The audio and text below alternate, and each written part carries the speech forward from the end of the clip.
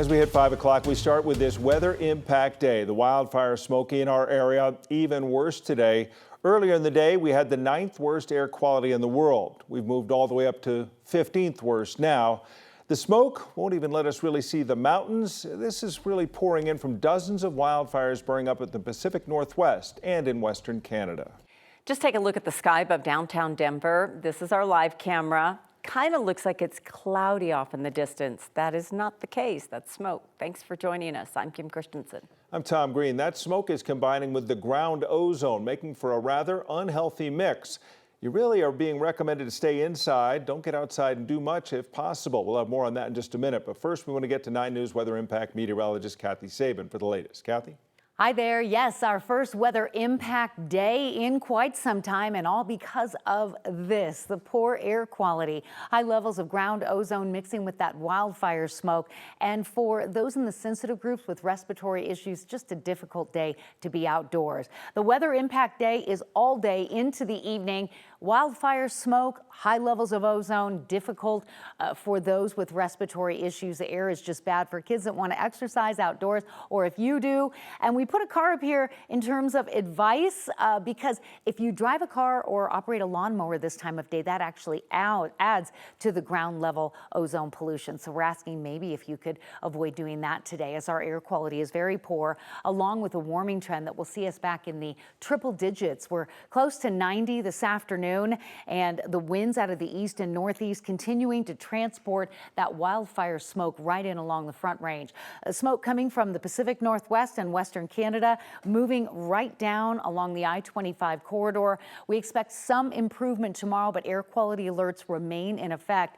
And our climate scientist, Keely Chalmers, meteorologist Keely Chalmers, has the latest on the health impacts. With the high levels of ozone and the wildfire smoke, this is a difficult combination for anyone that needs to work or wants to play outside, right? Yeah, no question, Kathy. A hazy, smoky day out here this afternoon. The air quality certainly not the best. Now, not only are we dealing with high levels of smoke in the air out here, but we're also dealing with high levels of ozone, and these are two totally different kinds of pollution. On hot days like today, where the air is stagnant, we do often get air quality alerts for high ozone levels, which is what we have today. But today we have the added pollution caused by the wildfire smoke. Smoke originating from the fires in Canada that gets caught up in the upper levels of the atmosphere and blown our way. As National Weather Service meteorologist and fire behavior expert Bruno Rodriguez explains, these are two very different kinds of pollutants. Ozone really is a gas. It stems from the reaction of air pollutants near the ground with sunlight. So typically when we have persistent high pressure, near surface ozone concentrations tend to increase. Smoke is primarily composed of what we call particulate matter, small particles, specifically PM 2.5, which is one of the smallest types of particulate matter. So because it's so small, it's much easier to inhale and can cause issues when it comes to respiratory concerns. And if you're curious to know just how unhealthy the air is you're breathing in your neighborhood or your area, it's actually pretty easy to find out. There are hundreds of real-time air monitors around the state. In fact, we have got a link to some of them on our website, 9news.com. Reporting live in downtown Denver, I'm meteorologist Keely Chalmers, 9 News. Thanks. Good to know. A lot of people need to know that information, Keely. Thank you. Of course, we've been talking about how it is not a good idea to be outside while the smoke is lingering along with the ozone, but we want to know more about the risks that people might face. So Steve Sager's on your side with some details live. Steve?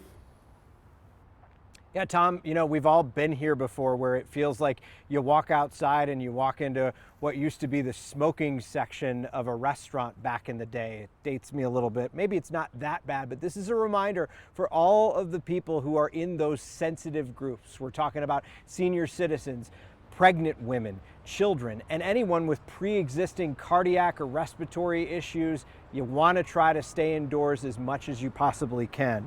This smoke brings particles that can irritate your eyes, your nose, your throat. It can irritate your lungs as well. So even those of us who aren't in those at-risk groups will likely feel this. My lungs have felt a little heavy since we've been out here.